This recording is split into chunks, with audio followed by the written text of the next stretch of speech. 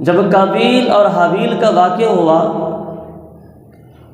تو اس کے بعد حضرت آدم علیہ السلام کے ہاں جو ولادت ہوئی بیٹے کی وہ حضرت شیس علیہ السلام کی ہوئی، اور آپ اکیلے ہی پیدا ہوئے، یعنی ساتھ میں بہن کا جو ہے وہ ولادت ان کی نہیں ہوئی تھی، آپ اکیلے ہی پیدا ہوئے۔ پھر حضرت شیس علیہ السلام کو رب تبارک و تعالیٰ نے نبوت سے سرفراز فرمایا۔ پھر اس کے بعد حضرت آدم علیہ السلام کے اور شہزادے حضرت ادریس علیہ السلام تشریف لائے۔ اب چوتھے نبی حضرت نوح علیہ السلام دنیا میں تشریف لائے، کیونکہ حضرت نوح علیہ السلام نے جب اپنی قوم کو دعوت تبلیغ دی، رب تبارک و تعالیٰ کی وحدانیت کی طرف بلایا، اور آپ کی قوم نے انکار کیا، تو پھر رب تبارک و تعالیٰ کی طرف سے ان پر ایک عذاب آیا۔ زمین پر جتنے انسان تھے وہ سب کے سب ہلاک ہو گئے، سوائے ان مومنین کے جو حضرت نوح کی کشتی میں سوار ہوئے تھے۔ تو یوں سب کے سب ختم ہو گئے۔ تو اب جو آگے دنیا چلی، نسل انسانی چلی، وہ حضرت نوح علیہ السلام کی اولاد سے چلی۔ تو یوں حضرت نوح علیہ السلام کو آدم ثانی کہا جاتا ہے۔ حضرت نوح علیہ السلام کا نام عبد الغفار تھا، اور آپ کا لقب نوح ہے۔ آپ کا یہ لقب نوح اس لیے ہے کہ آپ رب تبارک و تعالیٰ کی گریہ زاری کے ساتھ عبادت کیا کرتے تھے، یعنی رب تبارک و تعالیٰ کی بارگاہ میں آپ گریہ زاری کرتے اور کثرت کے ساتھ رب تبارک و تعالیٰ کی عبادت کرتے تھے، اس لیے آپ کو نوح کا لقب دیا گیا۔ حضرت ابن جریر رحمۃ اللہ علیہ کے قول کے مطابق حضرت نوح علیہ السلام کی ولادت حضرت آدم علیہ السلام کی وفات کے 126 سال کے بعد ہوئی۔ اللہ اکبر۔ حضرت ابو امامہ رضی اللہ تعالیٰ عنہ سے روایت ہے، ایک شخص نے عرض کی، یا رسول اللہ صلی اللہ تعالی علیہ وآلہ وسلم، حضرت آدم علیہ السلام اور حضرت نوح کے درمیان کتنا فاصلہ تھا؟ تو نبی کریم رؤوف الرحیم صلی اللہ علیہ وسلم نے فرمایا کہ 10 قرن، ایک قرن سے مراد ایک صدی ہے، یعنی 100 سال۔ تو یوں حضرت آدم علیہ السلام کی ولادت اور حضرت نوح علیہ السلام کی ولادت کے درمیان جو عرصہ بنتا ہے وہ 1000 سال کا عرصہ بنتا ہے۔ حضرت نوح علیہ السلام اور حضرت آدم علیہ السلام کے درمیان جو عرصہ ہے وہ 1000 سال کا ہے، اور حضرت نوح علیہ السلام سے پہلے جو قومیں تھیں، جو لوگ تھے، ان کی عمریں بھی اتنی ہوا کرتی تھیں، 1000 سال، اس سے زائد۔ حضرت عبداللہ بن عمر رضی اللہ عنہ فرماتے ہیں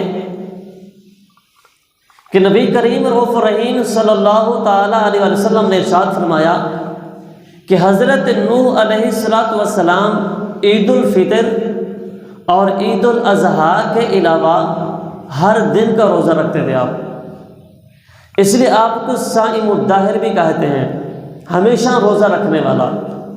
سبحان اللہ۔ حضرت نوح علیہ السلام کے اوصاف تو بہت سارے ہیں۔ قرآن مجید فرقان حمید میں جو 2 اوصاف ذکر کیے گئے وہ ہم سنتے ہیں۔ فرمایا کہ انہ من عبادنا المؤمنین، رب تبارک و تعالیٰ نے ارشاد فرمایا کہ وہ ہمارے عبادت گزار مومن بندے تھے۔ دوسرا، حضرت نوح علیہ السلام کا وصف قرآن مجید فرقان حمید نے بیان کیا ہے کہ ذریۃ من حملنا مع نوح انہ کان عبدا شکورا، فرمایا کہ جن کو ہم نے سوار کیا نوح کے ساتھ وہ بہت ہی شکر گزار بندے تھے۔ اللہ اکبر۔ حضرت نوح علیہ السلام کے اوصاف رب تبارک و تعالی بیان کر رہا ہے کہ بہت ہی شکر گزار بندہ تھا میرا۔ حضرت نوح علیہ السلام کو جو تکالیف دی گئیں، جو آپ کو پریشان کیا گیا، شاید کہ وہ کسی نبی کو پریشان کیا گیا ہو، کیونکہ 950 سال تک آپ نے دعوت تبلیغ کی اور 950 سال تک آپ کو اپنی قوم کی باتیں سننا پڑی۔ 950 سال تک ہم ایک ہفتہ میں کی بات کریں تو ہم پریشان ہو جاتے ہیں۔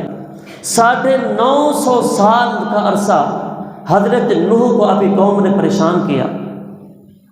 رب تبارک و تعالیٰ نے ایویں حضرت نوح کا تذکرہ بیان نہیں کیا اور ایویں حضرت نوح کی شان بیان نہیں کی کہ بہت ہی شکر گزار بندہ ہے، بہت ہی صبر کرنے والا بندہ ہے یہ ہمارا، جس کا وصف خود رب تبارک و تعالیٰ بیان کرے۔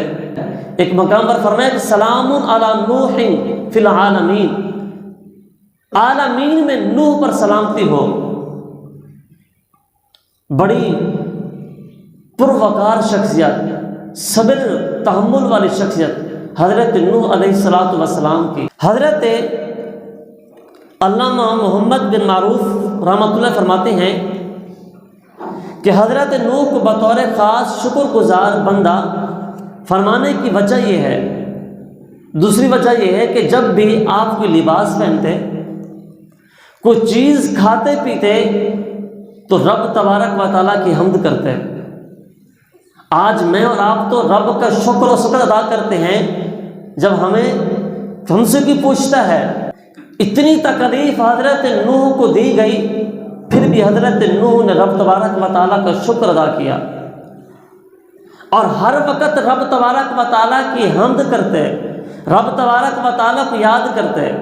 آج میں اس وقت یاد کرتا ہوں رب کو جب میں تکلیف میں ہوتا ہوں، جب میں پریشانی میں ہوتا ہوں، جب مجھے رزق کے حوالے سے، کاروبار کے حوالے سے پریشانی آ رہی ہوتی ہے، میں آج اس وقت رب کو یاد کرتا ہوں۔ لیکن حضرت نوح علیہ السلام کے بارے میں فرمایا، آپ کھانا کھانے لگتے، آپ لباس پہننا لگتے، آپ چپل پہننے لگتے، واش روم جانے لگتے، کچھ بھی ہوتا، ہر کام سے پہلے رب تبارک و تعالیٰ کی تعریف کرتے، رب کی حمد بیان کرتے، رب کا شکر ادا کرتے، اس کے بعد پھر اگلا کام کرتے۔ اس لیے رب تبارک و تعالیٰ نے فرمایا وہ میرا شکر گزار بندہ ہے۔ بہت سی انعامات سے حضرت نوح کو نوازا، جن میں سے ہم 4 حضرت نوح علیہ السلام پر جو انعامات وہ سنتے ہیں۔ فرمایا کہ وجعلنا ذریتہم الباقین، ہم نے آدم کے بعد جو نسل انسانی کو چلایا وہ نوح ہیں۔ وجعلنا ذریتہم الباقین، ان کی اولاد کو باقی رکھا اور انہی کی اولاد میں سے ہم نے باقی نسل آدم کو چلایا۔ طوفان نوح آیا تھا تو کشتی میں جو سوار ہوئے تھے حضرت نوح کے 3 شہزادے، کیونکہ چوتھا بیٹا تو کافر تھا کنعان، وہ جو ہے وہ غرق ہو گیا تھا۔ آپ کے 3 شہزادے، ان 3 شہزادوں کی بیویاں اور جو آپ پر 80 لوگ ایمان لائے تھے وہ لوگ اس میں شامل تھے۔ اور پھر ان 3 میں سے نسل انسانی چلی، جو باقی لوگ تھے روایت میں آتا ہے کہ یا تو ان کو اولاد ہی نہیں ہوئی یا اولاد پیدا کرنے سے پہلے وہ مر گئے۔ جو نسل انسانی چلی وہ نوح علیہ السلام کی اولاد میں سے چلی آگے۔ تو رب تبارک و تعالیٰ کا یہ کرم ہے حضرت نوح پر کہ آپ کی ہی اولاد سے نسل انسانی کو رب تبارک و تعالیٰ نے آگے چلایا۔ دوسرا رب تبارک و تعالیٰ کا انعام کیا ہے؟ فرمایا کہ ہم نے نبوت اور کتاب نوح علیہ السلام کی اولاد میں رکھی۔ قرآن مجید فرقان حمید فرماتا ہے وَلَقَدْ أَرْسَلْنَا نُوحًا وَإِبْرَاهِيمَ وَجَعَلْنَا ذُرِّيَّتَهُمُ الْبَاقِينَ۔ تیسرا جو حضرت نوح علیہ السلام پر رب تبارک و تعالیٰ کا انعام تھا وہ کیا تھا؟ وہ یہ تھا کہ آپ کا ذکر جمیل کو باقی رکھا، یعنی 1,24,000 کم و پیش انبیاء کرام آئے، تو قرآن مجید فرقان حمید میں صرف 26 انبیاء کا ذکر ہے، تو فرمایا کہ ہم نے نوح کا ذکر بھی رہتی دنیا تک باقی رکھا، کہ جب تک لوگ زندہ ہیں نوح علیہ السلام کا ذکر ہوتا رہے گا۔ کیوں؟ کیونکہ انہوں نے اٹھتے بیٹھتے چلتے پھرتے حضرت نوح نے رب تبارک و تعالیٰ کا ذکر کیا۔ چوتھا، رب تبارک و تعالیٰ کا انعام حضرت نوح علیہ السلام پر کیا تھا؟ فرمایا کہ فرشتے، جنات، انسان جتنے بھی ہیں یہ تمام کے تمام میرے نوح پر سلام بھیجتے رہیں گے۔ فرمایا سلام علی نوح فی العالمین، یہ عالمین کی جتنی بھی چیزیں ہیں اس عالمین کے اندر جو بھی رہ رہا ہے وہ میرے نوح پر سلام بھیجے گا۔ یہ رب تبارک و تعالیٰ کا آپ پر انعام ہے۔ حضرت نوح علیہ السلام اپنی قوم میں جب تشریف لائے، اور یہ حضرت آدم کے بعد سے یہ سلسلہ ہے۔ حضرت آدم کے موجودگی میں تو شیطان تھا، اس نے اپنے حربے استعمال کیے، تو حضرت نوح علیہ السلام جب قوم میں تشریف لائے تو حضرت ادریس کو ماننے والے حضرت ادریس کے حضرت شیس کی قوم بھی موجود تھی، اور بڑے بڑے کفار اس وقت نامور موجود تھے۔ حضرت نوح علیہ السلام ان کو دعوت تبلیغ دینے کے لیے رب تبارک و تعالیٰ نے حضرت نوح کو منتخب فرمایا۔ یہ لوگ کون تھے؟ یہ حضرت آدم علیہ السلام کے جو 5 شہزادے تھے، یہ ان کی عبادت کرتے تھے یہ قوم۔ قرآن مجید فرقان حمید سورہ نوح کے اندر اس کو ذکر کیا، وَقَالُوا لَتَذَرُنَّ آلِهَتَكُمْ وَدًّا وَلَا سُوَاعًا وَلَا يَغُوثَ وَيَعُوقَ وَنَسْرًا۔ یہ جو 5 لوگ تھے یہ حضرت آدم کے اولاد میں سے تھے اور بہت نیک لوگ تھے۔ اتنے نیک لوگ تھے کہ ان کا چرچا ہو گیا، کہ یہ عبادت کے اندر ان کا ایک چرچا ہو گیا کہ یہ لوگ بڑے نیک اور متقی پرہیزگار ہیں۔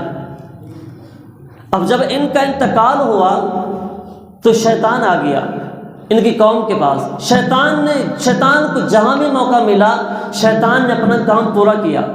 وہ آدم علیہ السلام ہو یا حضرت نوح ہو یا حضرت ادریس ہو یا کوئی بھی نبی ہو، کوئی بھی امت ہو، شیطان نے اپنے وار کو خالی چھوڑا نہیں کہیں پر کسی بھی موقع پر۔ جب ان کا انتقال ہوا ودا نامی شخص کا جو نیک اور متقی تھا، شیطان قوم کے پاس آیا، کہا کہ تم پریشان ہو، تم غمگین ہو کہ تمہارا وہ نیک اور متقی شخص چلا گیا؟ انہوں نے کہا ہم پریشان ہیں۔ اس نے کہا گھبراؤ نہیں، کیا میں تمہیں ایک ایسی صورت بنا کر مجسمہ بنا کر نہ دے دوں کہ جس کی شکل و صورت اس ودا نامی شخص کے ساتھ ملتی جلتی ہو، تاکہ تم اس کو دیکھو اور تمہارے جو گھبراہٹ غمگینی ہے یہ دور ہو جائے۔ انہوں نے کہا ٹھیک ہے بنا لیں، یہ تو اچھی بات ہے۔ شیطان حضرت ودا کی صورت میں ایک مجسمے کو تیار کیا اور مجسمہ تیار کر کے اس قوم کو دے دیا، اور کہا کہ جب آپ نماز پڑھنے لگیں، عبادت کرنے لگیں، اب اس کو سامنے رکھیں تاکہ آپ کی پریشانی دور ہو اور سکون کے ساتھ اب نماز پڑھ سکیں۔ انہوں نے کہا یار یہ کیسے، ہم رب کی عبادت کرتے ہیں تو ہم اس کی عبادت کیسے کریں گے، اس کو سامنے کیسے رکھیں گے؟ شیطان نے کہا ٹھیک ہے اب ایک کام کرو، اس مجسمے کو، کیونکہ وہ تو جانتا تھا نا کہ آگے کیا ہونے والا ہے، اس مجسمے کو اب ایک سائڈ پہ رکھ دیں، کونے میں رکھ دیں، اب عبادت کریں، عبادت کرنے کے بعد اس مجسمے کو دیکھیں۔ انہوں نے کہا یہ بات تو ٹھیک ہے، انہوں نے اس بات کو تسلیم کر لیا۔ پھر کیا ہوا کہ جب لوگ مجلس میں بیٹھا کرتے اس مجسمے کو درمیان میں رکھتے اور اس کو درمیان میں رکھ کر ذکر کرتے، اس کے اوصاف کو بیان کرتے۔ اب کیا ہوا کہ جب یہ 5 لوگ چلے گئے اور ان کے مجسمے تیار کروائے شیطان نے، اب جو لوگ اس وقت موجود تھے انہوں نے تو ان کی عبادت نہیں کی۔ جب وہ لوگ دنیا سے چلے گئے اس وقت موجود رہنے والے جو لوگ تھے، جب ان کے بعد آنے والی نسلیں تھیں تو شیطان نے ان کے دلوں میں ڈالا کہ آپ کے جو بڑے بزرگ گزرے ہیں نا، آپ کے جو باپ دادا گزرے ہیں، وہ اس مجسمے کو سامنے رکھ کر اس کی عبادت کرتے تھے۔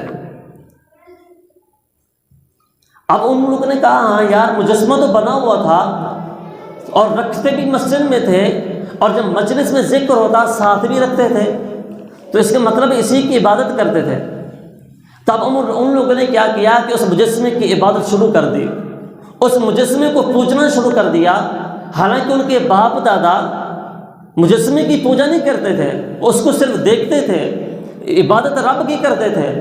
لیکن شیطان نے چال چلی تھی، اور آہستہ آہستہ پھر یہ ہوا کہ یہ جو لوگ تھے اس کے مجسمے کو بنایا اور بت کی صورت میں ان کو سامنے رکھا اور عبادت کرنے لگ گئے۔ اب آنے والوں کے بعد میں پتہ نہیں چلا کہ یار یہ ودہ، سوا، یعوس، یعوق، نصرہ یہ حضرت آدم کے اولاد میں سے تھے اور نیک لوگ تھے، وہ اس چیز کو ہی بھول گئے۔ بس وہ یہ سمجھ رہے تھے کہ ہمارا باپ داداؤں کا طریقہ ہی چلتا آ رہا ہے کہ انہی کی بس صرف عبادت ہو رہی ہے۔ تو ان کے رد کے لیے، ان کو راہ راست پر لانے کے لیے حضرت نوح علیہ السلام کو رب نے بھیجا، نوح ان کے پاس جاؤ اور ان کو دعوت تبلیغ دو کہ تمہارے باپ دادا ان کی عبادت نہیں کرتے تھے، یہ تو خود نیک لوگ تھے، یہ تو خود رب کی عبادت کرنے والے تھے۔ جب حضرت نوح علیہ السلام تشریف لائے، اپنی قوم کو درس دیا، اپنی قوم کو رب تبارک و تعالیٰ کی توحید کا کہا، تو قوم کے سرداروں نے کہا قال الملأ من قومه انا لنراک فی ضلال مبین، نوح ہم اپنے اس مجسمے کو اپنے بزرگوں سے دیکھتے آ رہے ہیں، ہم راہ راست پر ہیں، اے نوح انا لنراک فی ضلال مبین، تم گمراہ ہو، تم سیدھے راستے پر نہیں ہو، تم مجسموں کی عبادت نہیں کرتے، ایک وحدہ اللہ شریک کی عبادت کا ہم نہیں کہہ رہے ہو جس کو ہم نے دیکھا نہیں ہے، ہم جس کو دیکھتے آ رہے ہیں ہم اسی کی عبادت کریں گے۔ تو قوم کے لوگوں نے جواب دیا انا لنراک فی ضلال مبین، کہ ہم راہ راست پر ہیں۔ تو حضرت نوح علیہ السلام نے اپنی قوم کو توحید کی 950 سال تک، یہ ایک دن 9 دن کی بات نہیں ہے، 950 سال تک آپ کی قوم نے آپ کو تکلیف دی، پریشانی میں مبتلا کیا، اٹھتے بیٹھتے چلتے پھرتے آپ کو تکلیف میں ڈالا۔ حضرت نوح علیہ السلام نے 950 سال تک صبر کیا۔